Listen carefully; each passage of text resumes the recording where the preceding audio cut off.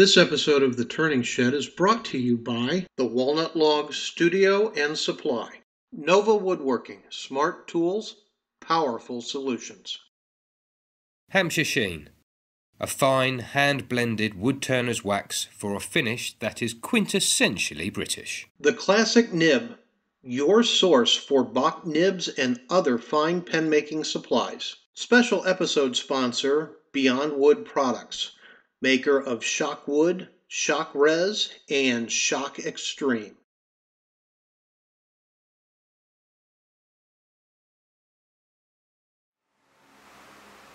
Okay, I decided to go ahead and bring the tailstock back into the equation. I took the point out of my live center so I won't get any scarring, but due to the nature of acrylic material in general, very hard, it's not flexible, and because I'm holding the acrylic roundish shape on the short side of center, so I'm not holding at the center, I'm holding subequatorial is the correct term, and there's not a lot of friction holding it in there. I don't want the sphere-ish shape to pop out and roll around on the floor, or hit the concrete in a manner that it breaks and we lose everything that we just did. I have also repositioned my overhead camera to give you a more clear view of what I'm working on in the middle of the chuck. So we're going to go ahead and move on to the next step. And what that step is, I'm going to scribe a line from point to point and around. The points, they were the holding points when I was turning between centers. I cut those off on the bandsaw, and now those points are positioned up and down, and I want to scribe a line with a thin parting tool between those points.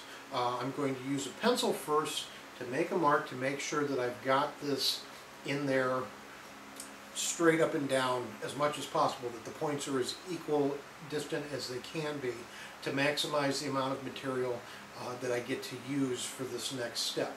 And well, we'll go down to the camera and I'll start doing this because the next key point you really need to see while I do it. Alright, so there's one point, one pole, there's the other pole, and if I put my pencil on center, about there, it will run about center into the other point. I had a little kick out, but I corrected that. So that's about center between the two poles. So what I'm going to do is I'm going to turn on the lathe, and I'm going to very carefully scribe a line. I don't want to make an aggressive parting cut, I'm just making a very light cut. Because what I want to do is I want to remove material from here to here. That this thickness, this diameter, is wider than this diameter. Get my fingers out of the way. Okay? This here, this diameter, is the original measured starting point. Let me get my calipers out from under the shavings. Alright, so this is, it's a little bit, you know, we turned away a little bit, but that's as close to the original starting point as we're going to get. Now as I rotate this and try to put the calipers in between the two poles, you can see that that is much wider.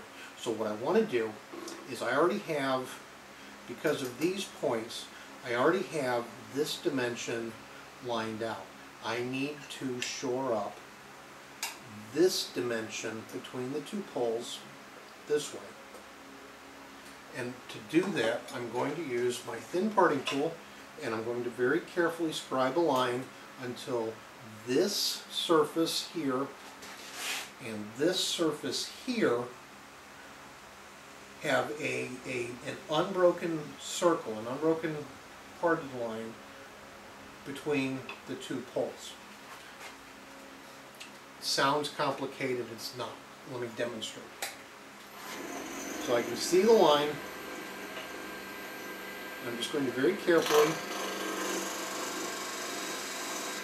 start scribing a line. Now you can see that just by doing that, I'm already starting to create a circle, right? A circle groove. I can see in the monitor that it's there. You should be able to see that. So I'm going to go a little bit deeper because I want to get through this, and because I went a little bit off with my bandsaw, I need to get through that a little bit more.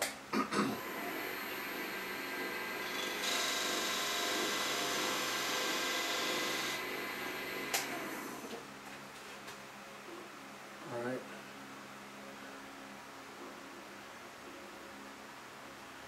Okay, a little bit more. We're almost there. When the circle meets in the center on these points, which are that's the original diameter, the original equator, when we meet there, then I know I have established my second axis. I've already got X. I'm establishing Y.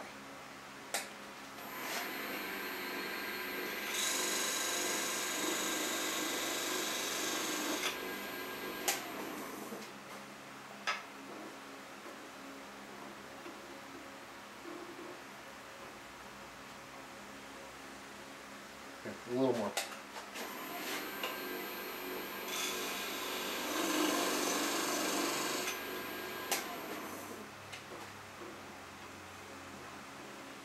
Right, we're just starting to connect the line. That's not quite, but I have come through this torn out spot. And again, that was me. Okay, that's it. Parting tool we are finished with. Now, the next several steps should move relatively quickly. Now I'm going to get rid of the tailstock.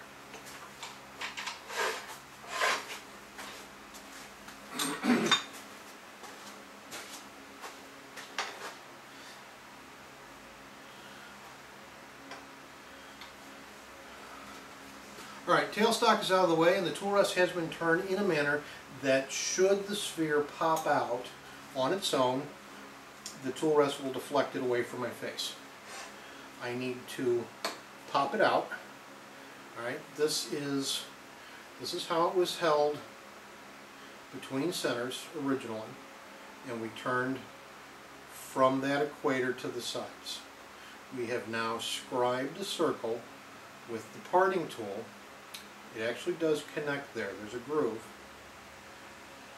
That circle, that equator, goes through both poles and almost also connects there. So I have my x-axis established. I now have my y diameter axis established. So this surface and inset of the groove now makes the sphere. This is what we need to do. This is all we need to do. And from here, we just work down the material until these high points are rounded off. And the way to do that is you use your jam chuck, pop that in there. You got to be careful. It will want to jump out on you. It might jump out. We just have to watch what we're doing. Take easy cuts. Don't try to force it. Don't try to rush it. But the process is not that, it's not that hard. Okay, I'm going to go ahead and start off with my round carbide. Put it on the camera. Let's see what we can do. Let's see how long it takes before it pops off.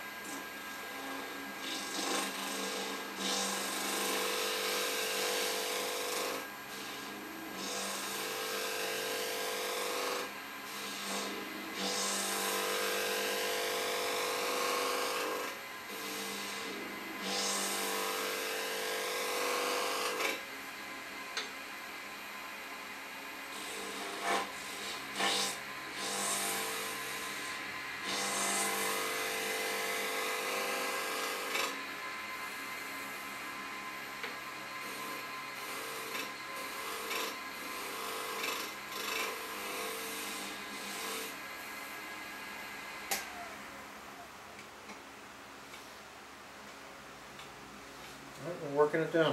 You just keep going. You just keep taking light cuts until that groove goes away.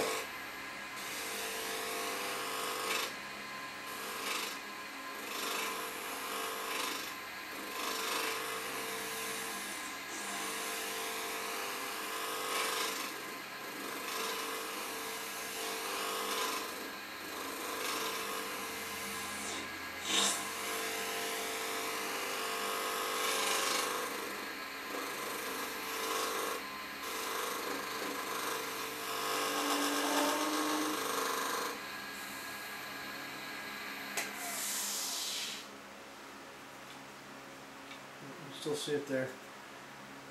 We're getting awfully close to true center at the pole. We just need to keep working this section down.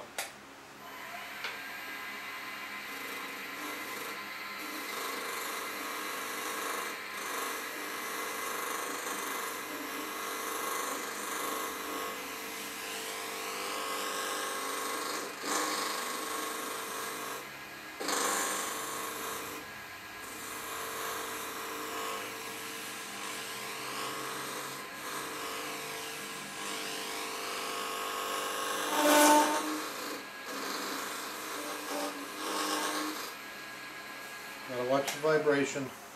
We don't want to pop it out. You see how that's working?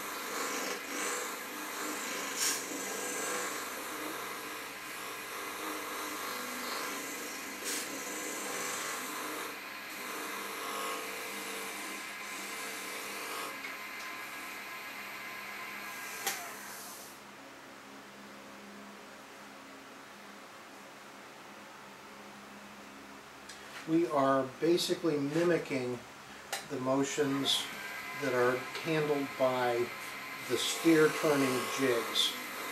We're just doing it by hand.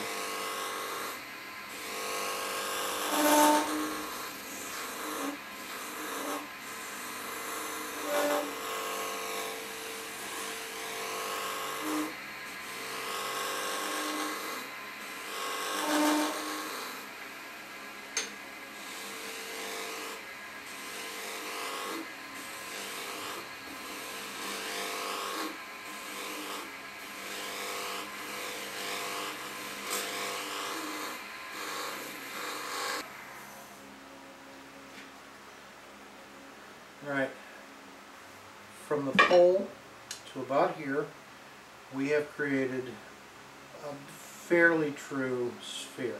Now this is going to change in relationship to the center band, the other side.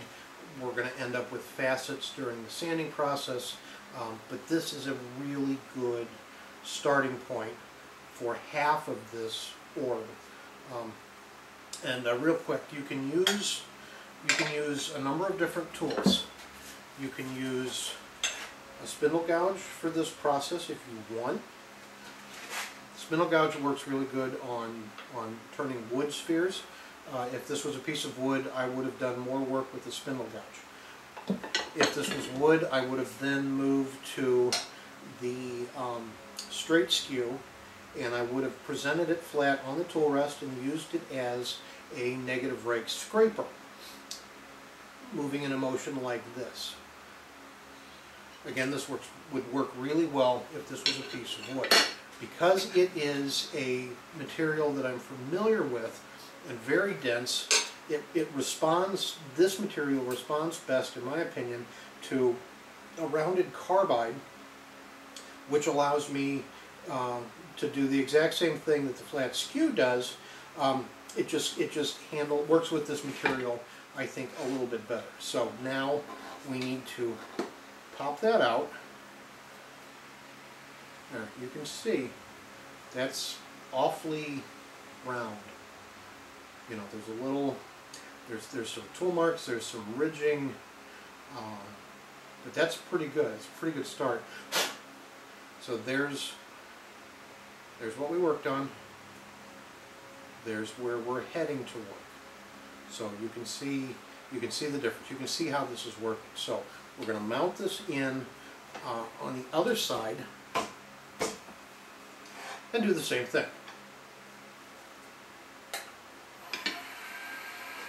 Light cuts. You don't want to get your tool caught in the groove, because that could cause your project to pop out of the chuck as well.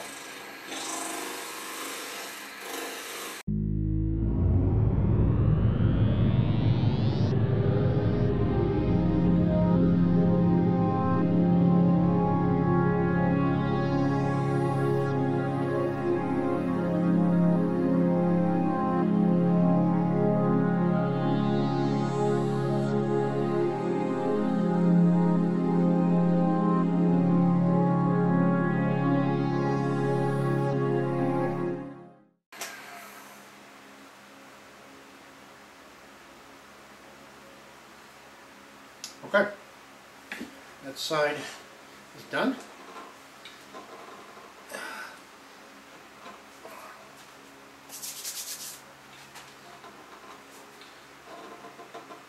All right, we have come to the part where the workpiece is stuck in the chuck.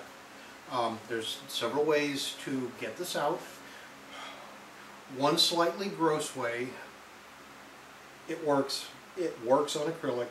My hands are slipping on the surface, so a little water on your palm.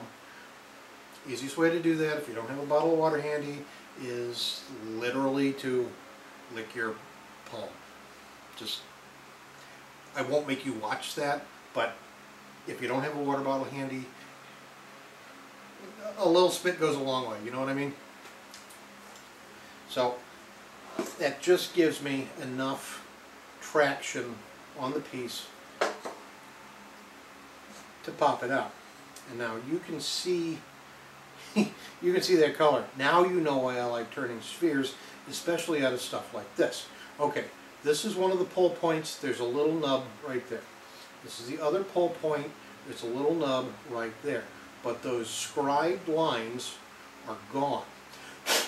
So now we've got these two hemispheres, and our original diameter line is really the only raised portion to speak of, and it's right down the middle. So we had this piece chucked this way with the original diameter there. We're going to take it out and we're going to turn it 90 degrees and put it back in, and we're going to start the process over again. And these three steps, you don't have to change anything on the inside of the chuck. We have not removed enough material to modify the inside of the chuck. It's still fitting very well to my way of thinking, although that could have a lot to do with this particular material. But if this was loose, we could simply part off the wider portion of this holding spot. It's wider on the inside here, and it tapers to the inside. You saw me at the beginning. It tapers to the inside. So this section is wider.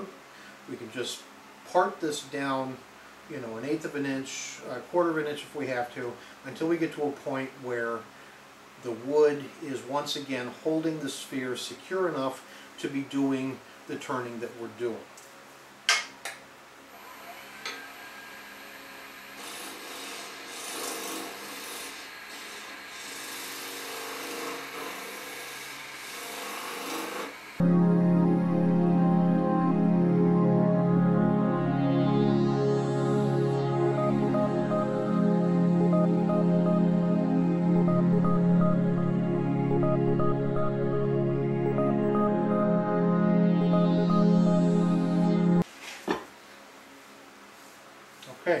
pretty good.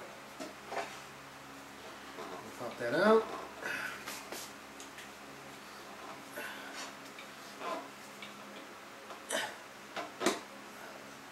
Alright, so we did this side. We're going to turn it around. There's still a ridge from about here to about here.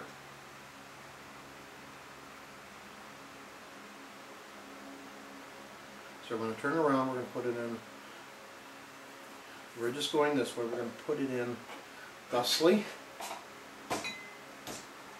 Tap it in, same process.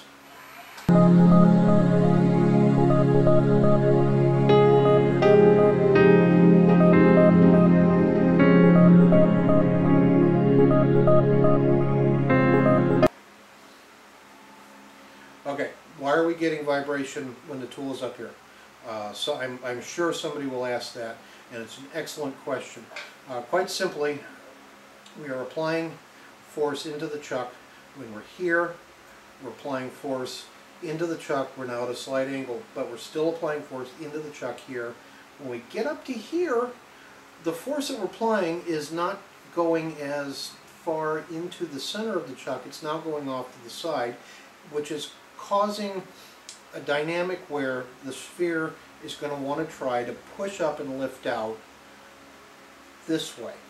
So the further to the side we are, the less support from the chuck we're going to get as we to oppose the pushing force that we're creating.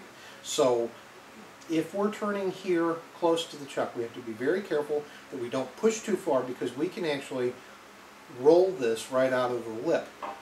The center of the sphere is still a good 1/8 of an inch or more, maybe 3/16 of an inch from the inside lip of this chucking device.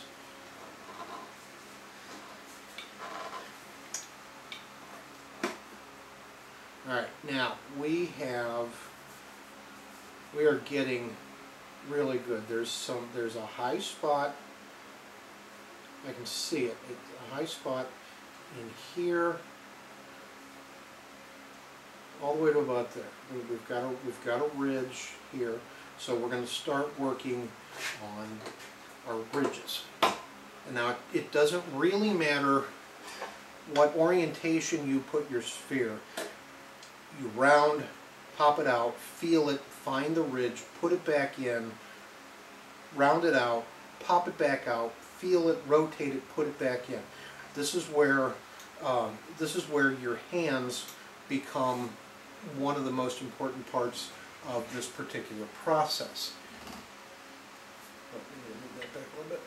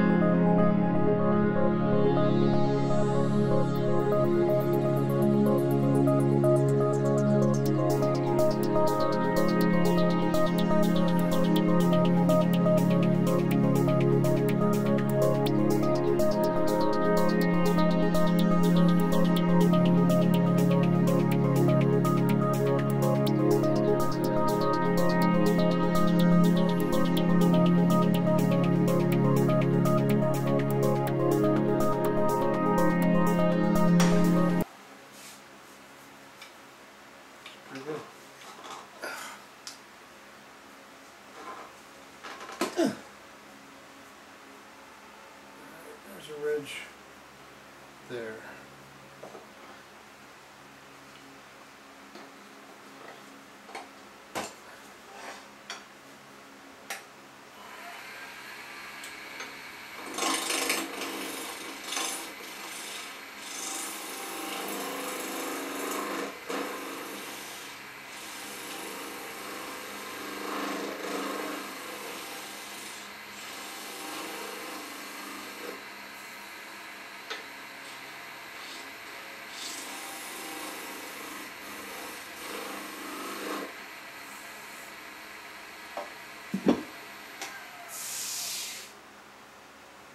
Alright, I'm going to start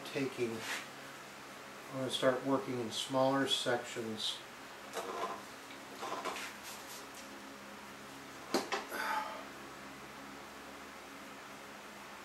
Actually, I think I'm going to move to sandpaper. Alright, you can see where we're getting to. And the cool thing is I have not had to modify my chuck yet. It's holding very well. So I'm going to get my tool rest out of the way. And I'm going to go ahead and put my mask on. Start with 150 and just sand this. I'll use my 150 grit gouge, and we're just going to sand this to true sphere.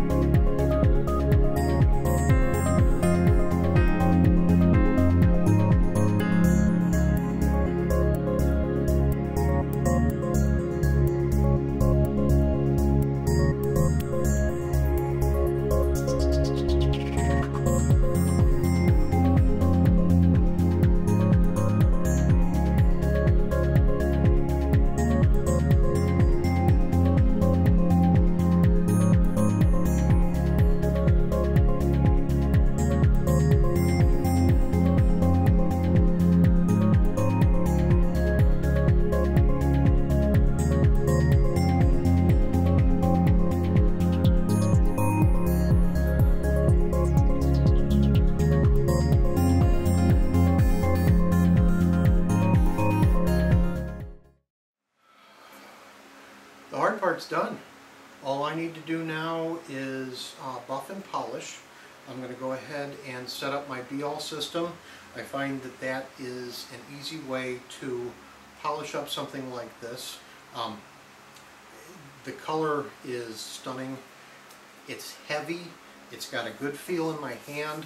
I'm not feeling any rough spots or ridges or dents.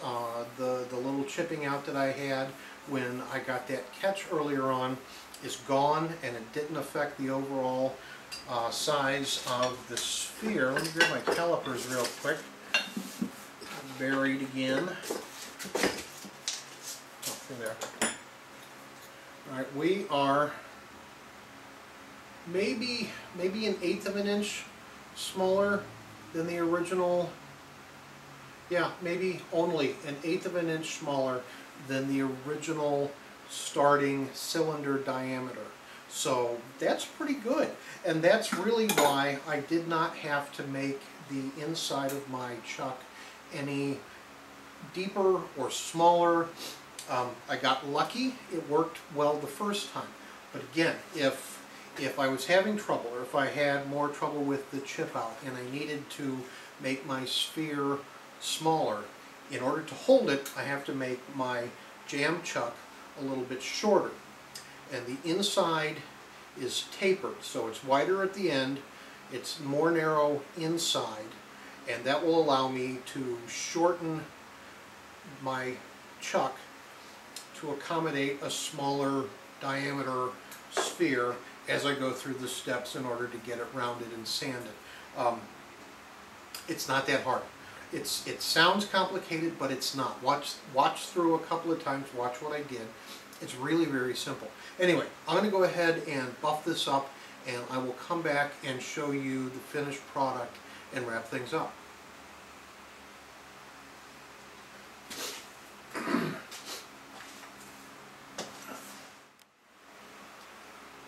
ladies and gents, she is done, polished, incredibly pretty, incredibly colorful. I will put up several photographs at the end of this video.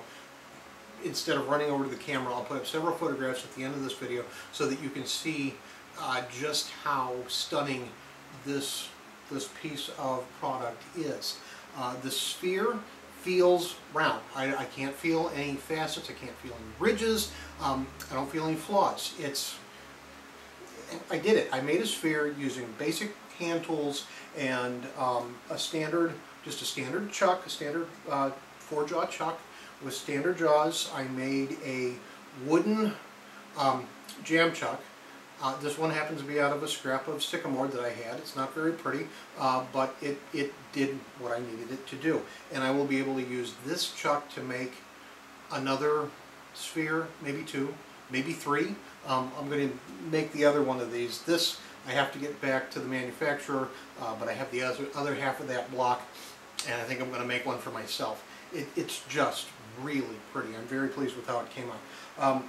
If you have any questions about anything we did here, if you have any questions about this product, let me know. Again, this is Fade 5 24 primary Shock Extreme, manufactured by Beyond Wood Products here in St. Louis, and this particular mix is 24 colors, and they're all tint varieties of primary colors.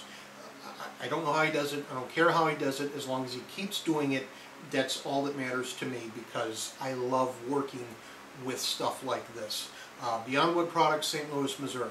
Okay, what else? If you liked the video, do me a favor, subscribe. I'm going to keep putting out more content, doing fun projects like this. If you have any questions or comments, leave them in the comments section. I'm really good about answering and responding.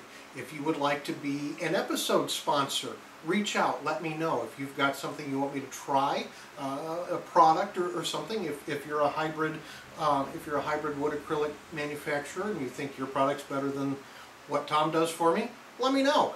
Here's the deal, send me 2. One that I can use for a video demo, one that I can keep for myself. And I'll make you an episode sponsor at that point.